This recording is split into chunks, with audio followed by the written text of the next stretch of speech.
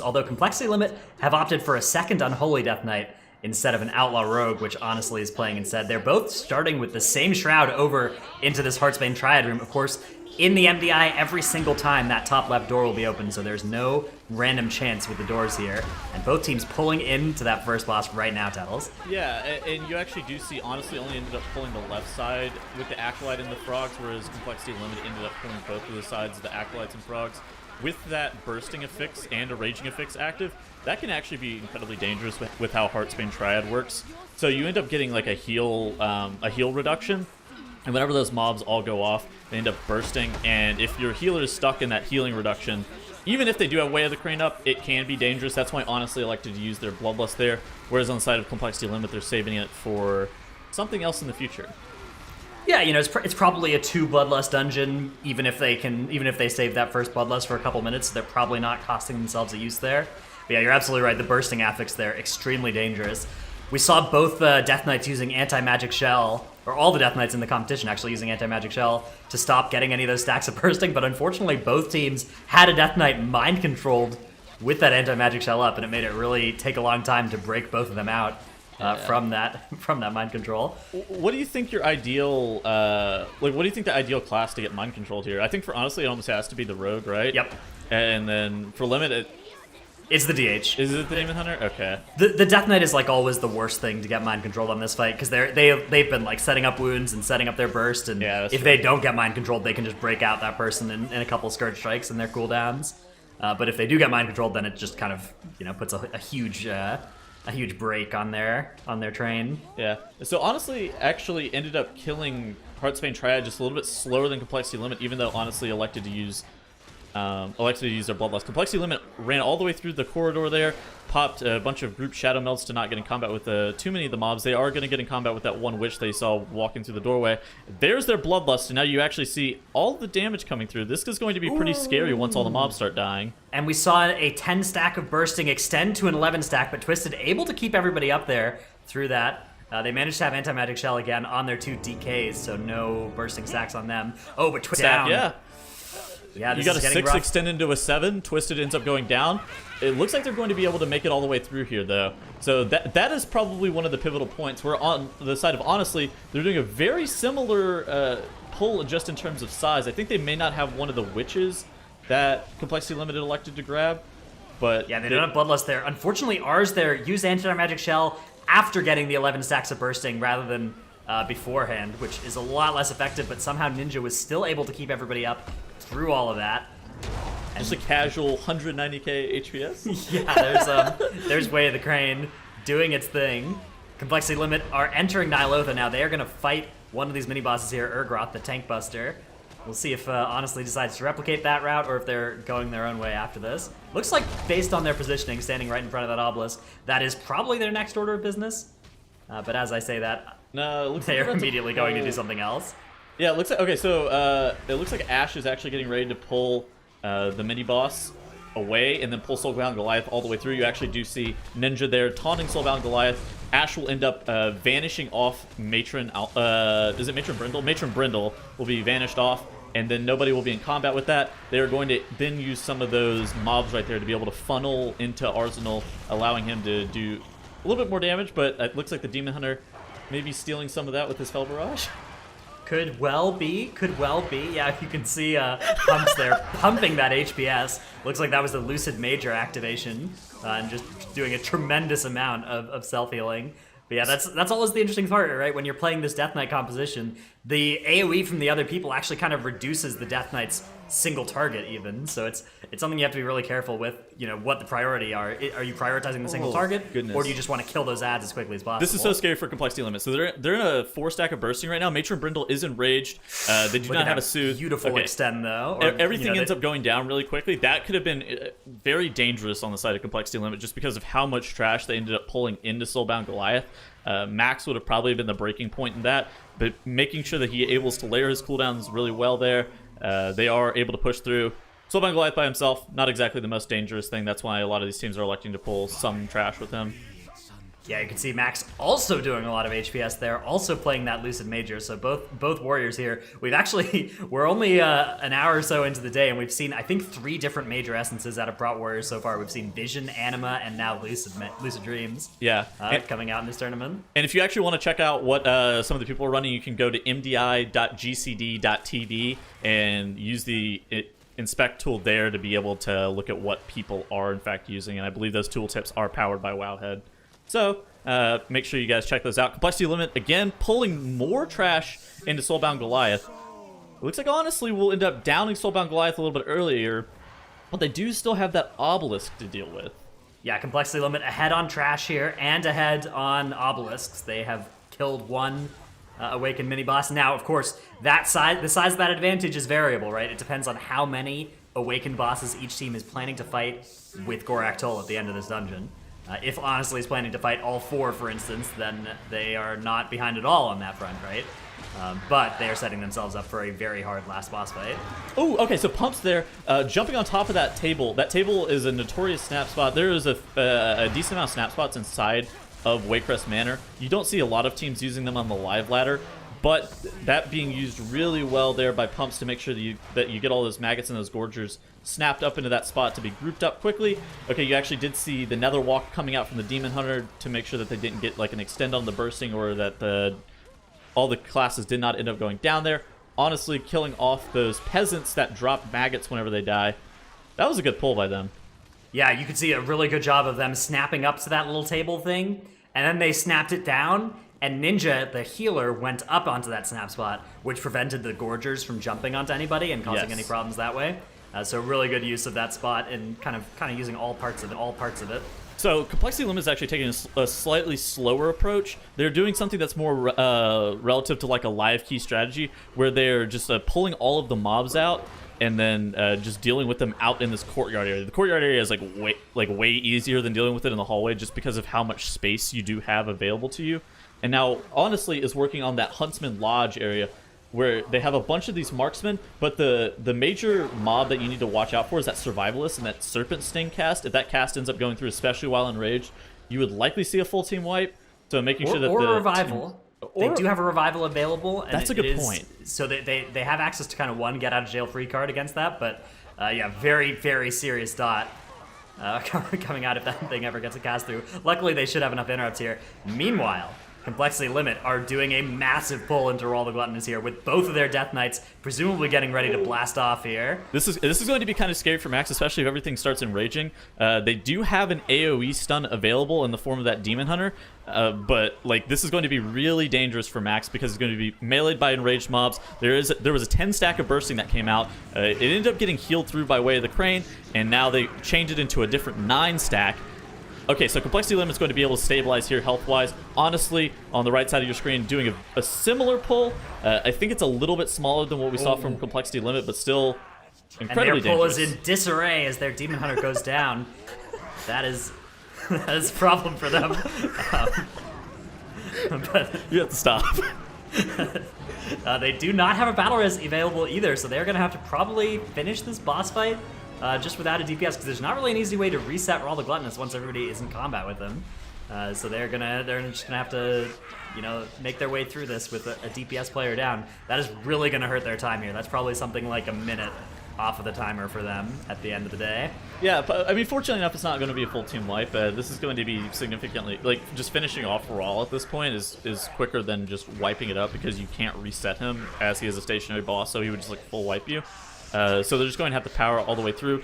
Complexity Limit on the left side of the screen at 77% trash count, whereas Honestly is at 66% trash count. Complexity Limit is going to be finishing Rawl a little bit earlier, and they already did that obelisk, so really showing how they were able to get about a 2-minute time advantage over Honestly in the time trials on this dungeon. Yeah, and you could look, their enemy forces count also getting very full here. That big pull onto Rawl, I think, was a massive time save for them. Yeah. And they were able to pull a lot of trash with the Soulbound Goliath as well. So they've, much like we saw out of Method NA in that Underrot, so much of their enemy forces bar has been filled while in combat with bosses, and that's a really, really effective way to save time in these dungeons. Okay, so something that you can actually use on live here, with this obelisk specifically that Complexity Limit is fighting. So previously you had to like move the mob immediately to be able to get through the doorway. Now they made those doorways stay open for 30 seconds, so after you end up killing all 3 of the top bosses inside of Waycrest Manor, you are able to drag that mini boss down through the doorway, like you'll see Max doing, but you have to have somebody click that doorway before you enter that obelisk realm. Otherwise, you're not going to be able to make it through. Yeah, the door's not interactable with. You know, you can't. You're a ghost, or while you're in Nihilotha, you know, you can't interact with the real world, and that does not work. But they were able to open the door before going into the spire, and now drag Samrek down. So it looks like it's going to be just 2 awakened enemies with the last boss for Complexity Limit. A nice. You know, that shouldn't be too bad, right? Just the blob and the spider with the last boss should not pose too much of a threat to them at all. Yeah, so you did see Disarray there getting rezzed by Ninja. Now, honestly, having finished off Rawls, clearing out the kitchen area, you're probably going to do something similar to what Complexity Limit did with their obelisks. Whereas Complexity Limit is sitting in the Lord and Lady Waycrest room. Max ends up popping a Lightfoot potion there. He's going to pull all of the trash on top of Lord and Lady Waycrest. No Bloodlust is available here. Spell Reflect needs to be Spell Reflect needs to come out on that Wasting Strike, like you saw right there from Max Dog Bowl. Yeah, it's tough here because there's there are some enemies that consume your Spell Reflect with their auto attacks here, the Coven Diviners. But luckily, Max is in that Memory of Lucid Dreams Major Essence for like 15 seconds. Lucid Dreams Major, really strong option when paired with Double Death Knight, because you can often deal with all the dangerous trash in the pull before the Lucid expires, and then, you know, you're home free. So Lucid is actually good for a couple of reasons. So one, it gives them an immense amount of leech, which whenever paired with like something like Avatar, they're able to just like thunderclap every single global and just heal themselves to full global over global. In addition to that, whenever they do have that anger management talented, they have a wild amount of rage, so it allows them to have virtually 100% block up time. Yeah, and they get a massive amount of cooldown reduction on their bigger defensive cooldowns. You know, exactly. Shield wall and Demoralizing Shout and the full suite there. So absolutely extremely effective essence. I think Blast really Stand, at its best here in the Double Death Knight composition. Oh yeah, absolutely. Honestly, here is fighting. They were fighting 2 of the obelisks at once. They were fighting Samrek the Vector and Urdroth Breaker of Heroes all at once. So that would have actually been a time save, I believe, if Complexity Limit were able to do that. But Complexity Limit were using their obelisks in a slightly different manner. They were using their obelisks as like a way that they were able to get their Death Knights cooldowns back up. So it's just like a cooldown period to just, like, as soon as their cooldowns ended up coming back up, they would just, like, use that time that they spent to be able to pull a significantly larger pull than what honestly would be able to do otherwise with their composition. I do like the double obelisk together, though. That's actually really nice. I think that is extremely efficient, absolutely. You could see actually on the side of Complexity Limit, Max was kind of just ping-ponging around there, charging away from the Lord Waycrest to, you know, allow Spell Reflection to recover before that next Wasting Strike came out. And that allowed him to get a lot of those Spell Reflects on that Wasting Strike. I think it looked like he was reflecting every other one. I like this pull from Honestly, where it looks like Complexity Limit's just standing here for a few seconds, probably waiting on cooldowns or something to come up. Okay, so yeah, they're waiting on their potion cooldown to come up so they could all the way Lightfoot all the way into this room. Honestly, he's doing a pretty large pull with Matron Alma there. That could be fairly dangerous, but as long as Pumps is able to get a Spell Reflect on that cast from Matron Alma, it's not exactly too scary. Disaster has maybe struck here for Complexity Limit. I'm not sure. Like, it looked like they were trying to meld off this pull, but actually it's all coming into Gargoyle here. Maybe just some of them were looking to meld. Actually, their melds are still available, so I don't think they were even planning to meld. They were just waiting for them light-footing through. Yeah, they were just waiting for the mobs to stack up so that they could just burn them down. This is kind of scary with Blood of the Corruptor. Yeah, so Fired Up ends up going down. This is actually really scary with Blood of the Corruptor and all of those Twisted Down too. Horrors. Oh, this is going to be a full team wipe for Complexity Limit.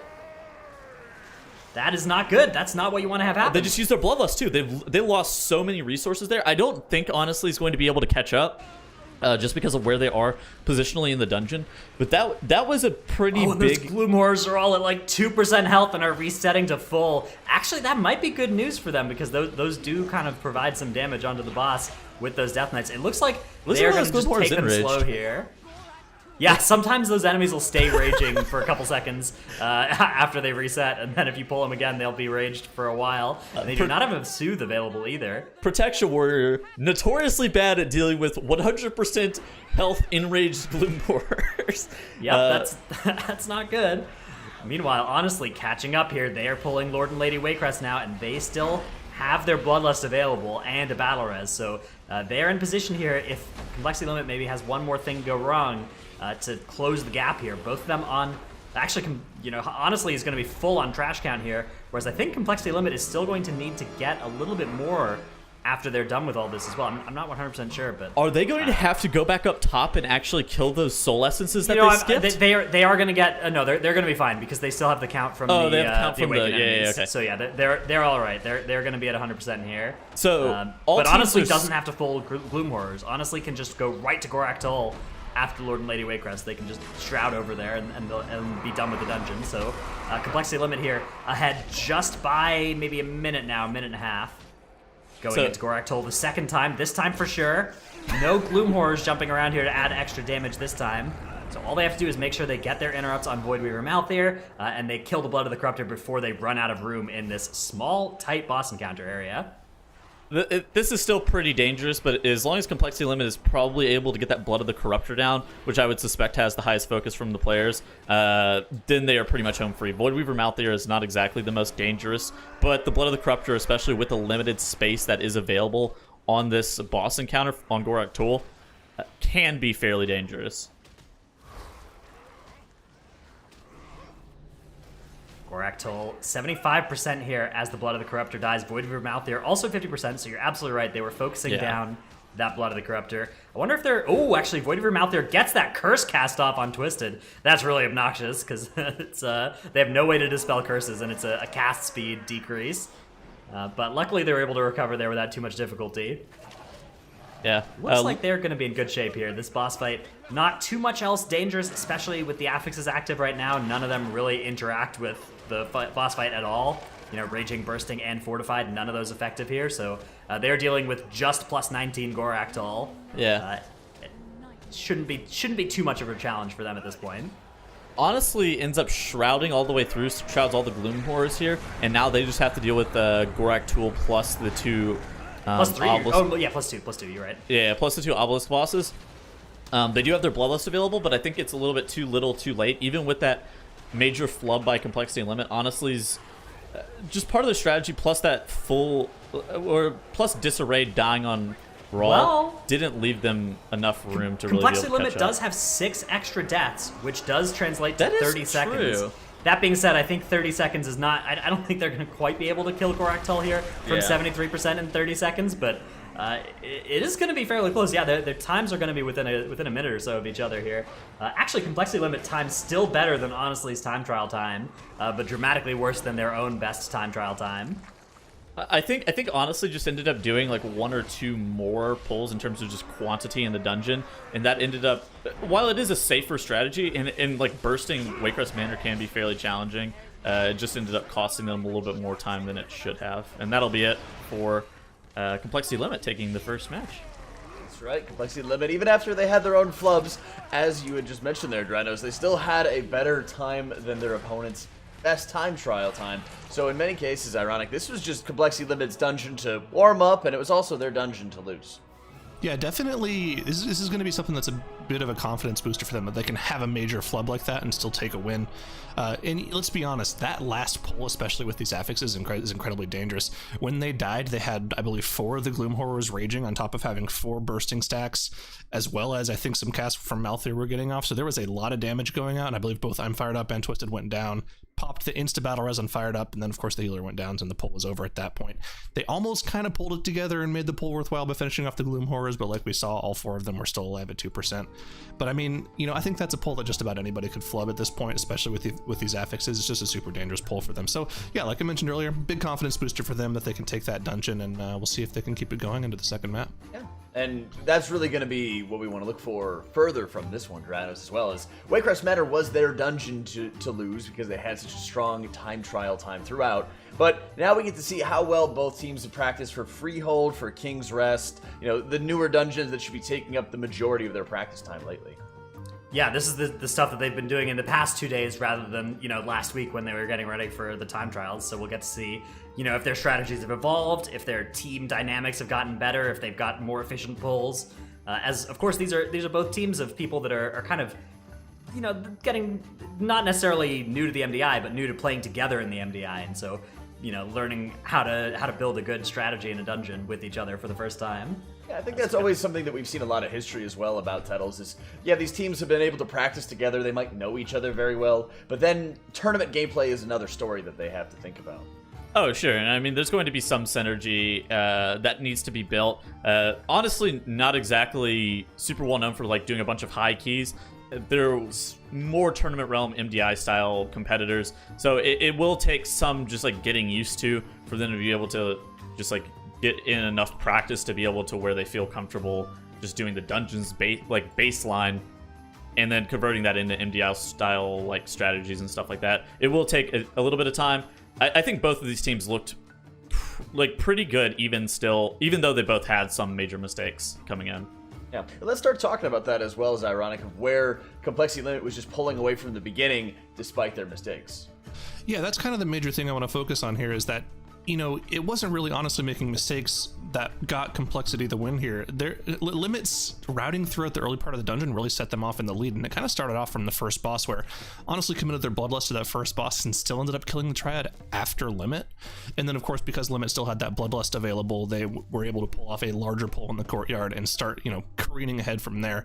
And by the time that they got to Rawl, Limit had pulled Raw before, honestly, and they also had something like 20% extra mob count. So their routing in the first half of the dungeon was just superior in general to what honestly was pulling off, and that's really what allowed them to have that mistake at the end of the dungeon and still take the win.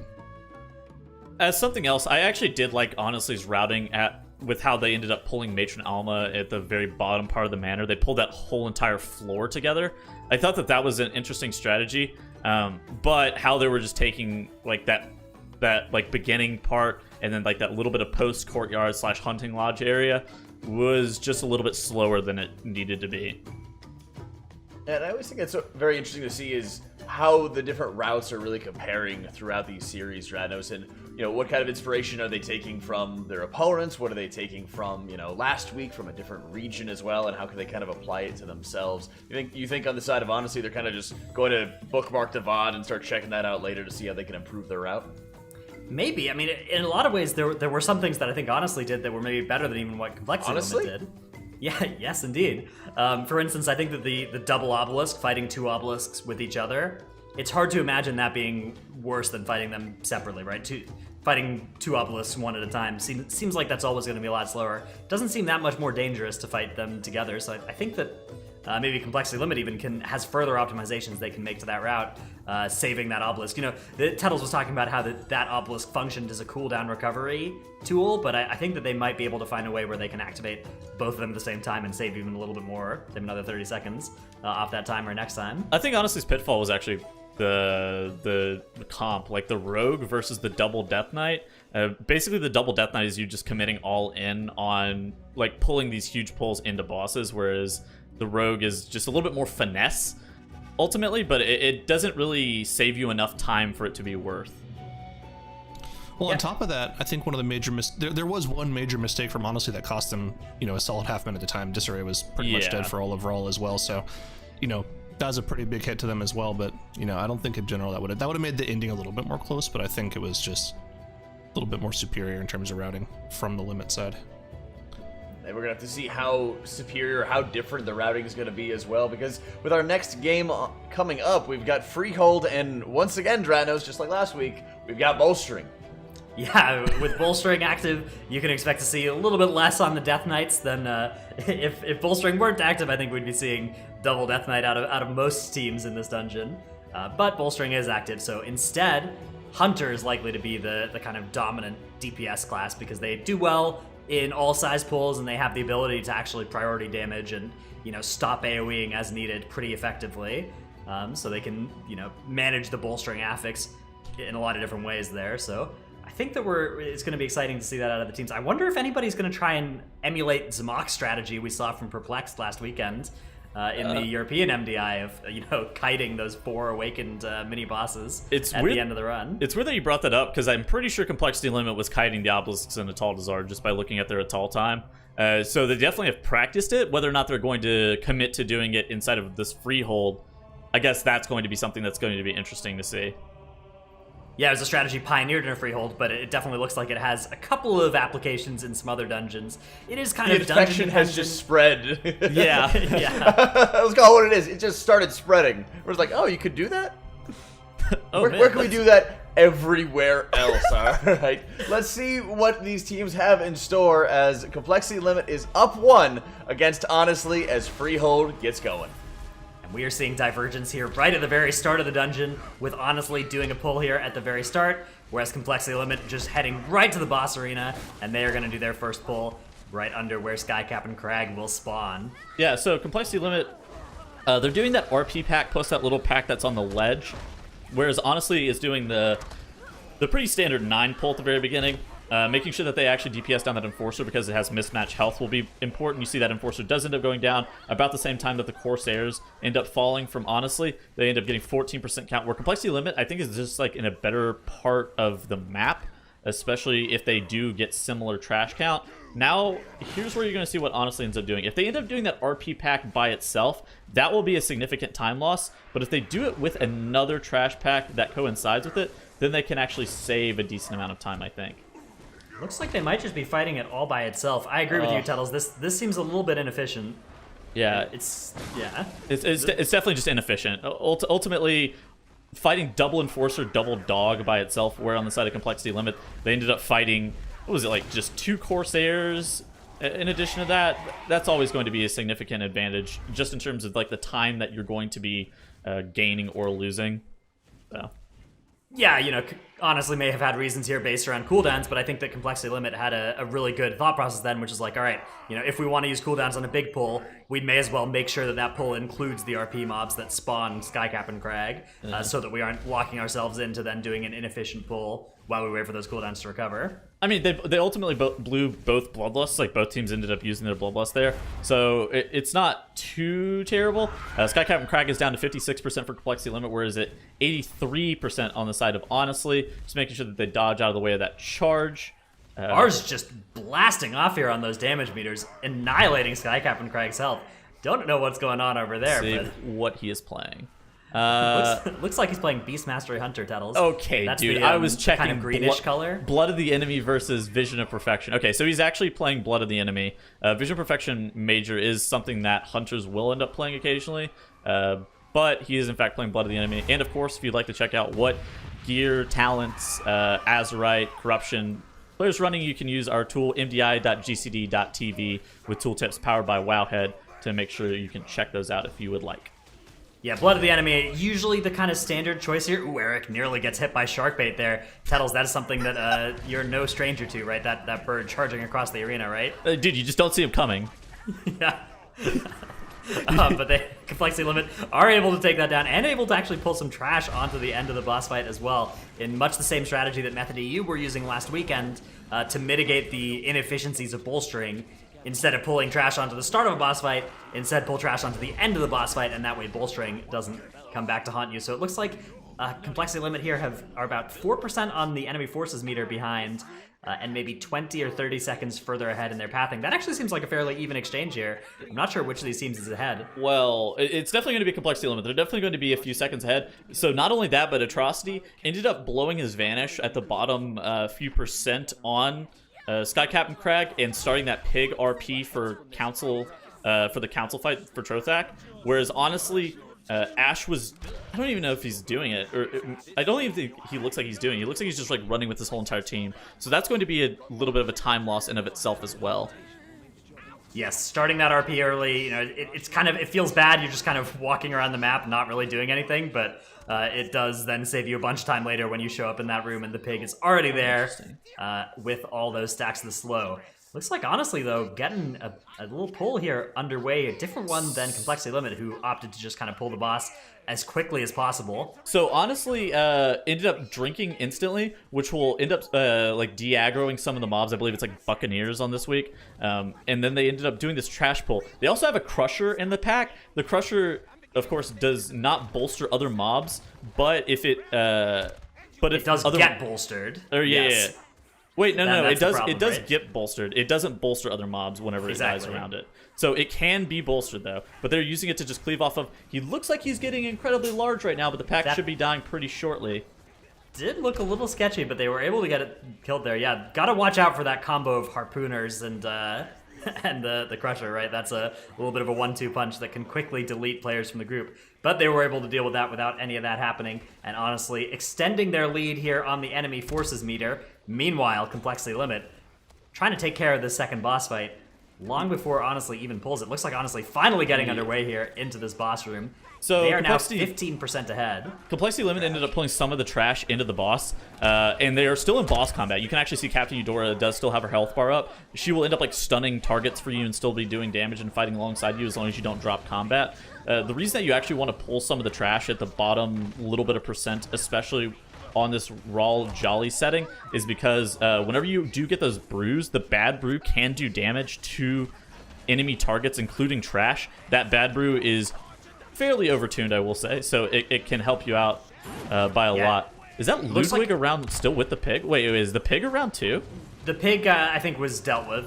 Atrocity, I think, snuck ahead and caught the pig, and it somehow just got dropped in the middle of the room. Interesting. It's just still there. Sitting there. Okay. Yeah. Weird. Definitely a little weird, and they are pulling Ludwig now with 2 of those crushers. Another efficient bolstering pull, because again, those crushers do not bolster Ludwig when they die. Honestly, definitely needs to pull trash right now into the boss. Okay, so here they're grabbing some mobs. Just looks like a knife juggler and a brute. The brute's actually pretty dangerous to the tank, but even still, it's like Complexity Limit ended up pulling 6 mobs into Jolly and Raw, whereas Honestly only ended up pulling those 2 that are in the back area underneath that tent. So while it is efficient in terms of, like, at least they're doing something with the boss, it's not exactly the most time-efficient thing that they could have done, but they're still ahead on enemy forces count. Complexity Limit now pulling some more trash here into the second half of Ludwig's health bar. This is a really efficient way to fight enemies with Bolstering active. They're doing a really good job here of making sure that they are still able to AoE while under that bolstering restriction. I think a lot of these pulls it's really great that last weekend Bolstering Freehold was also active, because these teams were able to, pick up those pulls from watching there too. Yeah, I mean, Explosive is also going to... Explosive was active on the European setting. It's not active currently. It's Skittish currently. While it was active on the European setting, it kind of... It was even further restrictive of options, yeah. Skittish, actually, if you look at these team comps, all damage dealers have a threat redirection effect. So Skittish is completely negated by these team comps, I'd say. Please taunt? Yeah, no taunts required. Oh, Max Dogbowl ends up Lightfoot potioning, whereas the hunters there are using their misdirection, like Dratnus was talking about, to pull... What looks like it was the pack that was on top of the bridge, and then there was like a far pack. This is actually an insanely large pull, especially for bolstering. As long as all the mobs die within a few seconds of one another, it won't be bad. If there for some reason gets a mismatch, like mobs have mismatched health, and if one gets like incredibly large, this could be dangerous for Complexity Limit. I suspect that they're going to be able to deal with this well, though. Yeah, one of the great things about this pirate pattern that's active right now is that it was the build rats are friendly now, and the build rats include those brine casters who have less health than the other enemies in these pulls, which would normally be a little bit obnoxious with bolstering active. But since they're not there, all the enemies in that pull had basically the same health. So as long as they AoE'd evenly, which all of their DPS specs can do, then they were in the clear there on that one. I mean, with that pull, Complexity Limit takes a monumental lead. Now they're just grabbing some of those yellow mobs that are off to the side to pull in the Trothak, whereas Honestly is still dealing with Ludwig von Tortolan and a Crusher. So that 9-pack, or like that triple pack pull that Complexity Limit just did was basically... Ooh, and Pumps ends up going down too. Oh man, that's unfortunate there. That's gonna be a quick full team wipe here, and it's really rough here because you can't even, if you release and try and run back, you'll get food thrown at you from outside the arena. You can't even make it back to this area. So that is going to have to be a full... Looks like Disarray actually is going to try and keep... I wonder if we're going to see this happen to them. Disarray is going to use Turtle here to try and kite this and keep it alive for a while, and the rest of the team is going to run back. But yeah, you can see Pump's getting the food thrown at him and is actually going to die running back into the arena there as the caster Curse Foretold. Oh no. Oh no. Yeah, so you can't even enter in the arena. So Ludwig's not boss combat, but like Dratnus was saying, like... Ludwig counts as, the arena is active. Exactly, so the arena is active, so you get food thrown at you. Oh man, that's unfortunate for Team Honestly as the full team wipe ends up coming out there. Complexity Limit pulls in some more trash into the bottom part of Trothak. So they're going to probably be at around, what, like 75% after this trash ends up going down? Yeah, this should be something like that, and then they're going to need maybe one more big pull. They could do some stuff with the last boss at the end of the boss fight as well. They could try and cannon barrage down some stuff. That's something you're allowed to do, but it is sketchy with Bolstering active. You just have to be really patient. So you can't kill Harlan too early, and you just have to wait. So you do see Complexity Limit here doing a double trash pack into the Crusher as well. There is a Harpooner active inside of that trash pack, which the Hunters can disengage if they get gripped by that Harpooner, and it will cancel out the disengage, or cancel out the Harpoon cast. And if the Crusher is doing his Ground Slam ability, then you can just be able to avoid it fully. It looks like the Hunters should be baiting out a little bit into range so that they would be the primary targets, so they can bait that Harpoon onto them, though. Yeah, it looks like they're not going to have too much trouble there. The closer they are, the less time they spend getting yoinked by any given Harpoon, so the more time they have to react. And I think that is going to be all right, as the Crusher does go down first, which is exactly what they were looking for here. And they're going to advance now to 85% on the enemy forces meter, not to mention the fact that they still have some awakened enemies. We'll have to see if they decide to fight or kite those enemies. So this double Ravager pack gives about 10% count. And then there is a third Ravager that is off to the very back near where that Voidweaver Malthier obelisk is, that they can get the remaining count. And look, Atrocity is actually sneaking ahead to go solo that count right now. Gonna update a sap onto one of them, blind one of the other enemies, and pull up there. Yeah, you can see, very good job here. They are separating each Ravager into a 3-pack, and Ravagers can, of course, murder themselves and 2 nearby friends with each Painful Motivation cast. That is going to require a huge amount of enemy forces count here. Unfortunately, Fired Up going down during that pull. But Atrocity ends up getting that count, which was all that matters too. They do end up getting 100% on the board. This is going to be a good run. Even though Fired Up ended up dying there, it's not going to be too bad. Atrocity is probably going to pop his Shroud here in just a couple seconds right there. And now all they have is Harlan with Bloodlust. I guess we're going to see if Twisted is going to kite the mobs around. It looks like where they're positioning, he may end up doing it just because Atrocity is moving Twisted across to the other side, and Max Doggable is going to be pulling Harlan to that opposite side, in which we see a lot of people pull it on live. Yeah, here we go. It looks like we're going to see this strategy coming out from Complexity Limit that we first saw debuting in the MDI Europe and Asia region last weekend. There you can see all of those awakened enemies running away, chasing after Twisted. Twisted running for his life across that bridge there, doing his best to get away there. Don't you just hope that the mobs don't snap to you now, and you're kind of home free. Don't get corruptions. Don't get chain corruption slowed either. Okay, so basically how this happens is Twisted will end up getting healing aggro. He ends up popping Life Cocoon on himself too. With all that healing aggro, he ends up pumping himself just to make sure he gets threat on all the targets, and then he just runs away. And they've cleared out most of the area. Gets meleeed. Oh my goodness! Look at that Blood of the Corruptor here chasing him. Gonna use Tiger's Lust. He's feared. Dispels Okay, dispels himself. Yeah. This is really, really sketchy. You're really trying not to discover any new snap spots here, as Zamak did in the grand finals of last weekend's MDI Cup. Discovering snap spots, a really useful thing for MDI teams during practice and during time trials. Not something you want to do during a tournament game. Do you believe that Complexity Limit is saving their Bloodlust for the next dungeon? Yeah, I think that might be what they're up to here. Or maybe we're just on Twisted's perspective. Oh, yeah, okay. Yeah, it looks like it was did used update. Maybe after Twisted was out of range or something. Yeah. Okay, I was like, huh. That's the thing, though, is when you're confident enough, you gotta just hold that Bloodlust. And you can see Twisted had set that Transcendence down. That figure 8 that he's running is looking very, very well done. Harlan now at 33%. Of course, no matter how close they get to killing Harlan, they will wipe very, very quickly if Twisted goes down, and all of those awakened enemies return to the fight with a bang. Yeah, they'll teleport instantly. That's why this is so dangerous, is because if for some reason Twisted does die, then the mobs don't just run back to the group. They snap and instantly teleport right on top of Max, and Max will probably die very quickly, but Complexity Limit kites out those mobs perfectly, takes down the match 2-0, showing why they are in fact the 4th seed. Limit with a very strong Freehold performance there.